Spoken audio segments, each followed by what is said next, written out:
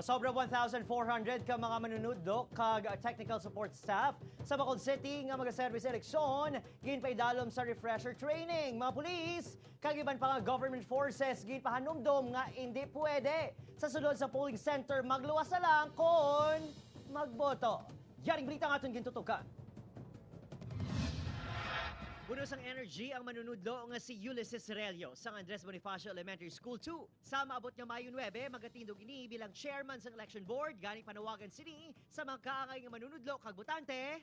Ang advice ko sa mga botante, pilion sang maayo ang mga politiko. Amo niyo nga halungan ta ang mga boto sa mga botante kay iti nakasalalay sa mga kamuta ang pagbago sa aton pungsod kag sa aton banwa. Isa lang ini sa masobra 1,400 ka mga manunudlo nga magaserbe sa 450 ka clustered precincts sa Bacolod City agud pangunahan ang pagboto sa masobra 3,000 ka registered voters sa syudad. Isa ka refresher training ang gipatigayon sa buong adlaw sa USLS Coliseum. There are others who are not feeling well today. So, hindi sila kompleto. But of course, we understand. No? Because of course, we instructed them pag may mga flu kita, fever, ubo, hindi na lang mag-attend.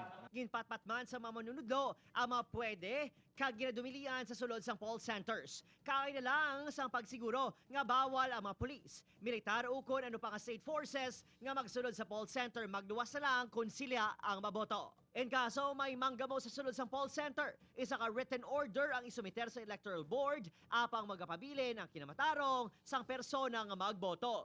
Focus man sang training ang mga assessor, ukon ang mga magatoy-toy sa mga senior citizen kag illiterates nga magboto. So hindi pwede nga mapaboto ka daya, maboto ka daya, mapaboto ka daya sa ibang tao. No? Except lang kung naka-state ya nga paboto ka with assistor. No? Makita niyo mo na sa inyo ang listahan kung may assistor nito siya. Ang isa ka assessor ang pwede lang magbulig sa 3 kabutante. Bawal na maini sa poll center sa ikaapat nga tion kag sa baylo. Buligan sa electoral board ang mga nagakinahanglan assistants. Para sa mga manunudlo, isa dako nga pagpanghangkat ang palabuton ng eleksyon ganing dapat handa ang mga ini sa pagdagsa sa botante kag patiman sang mga reklamo. Kay isang one way nga ma-refresh man namon nga mind sa mga guidelines and policies nga dapat namon tandaan para sa mag-abot nga May 9 election. First time ko mag-serve as EB this year, and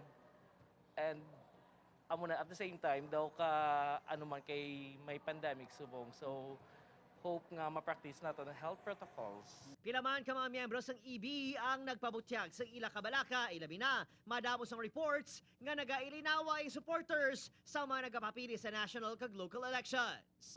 Ini nga sir, election do para sa mo do ka medyo kakalulbaan. Kay kadamo sa ating nga voters, especially pandemic subong.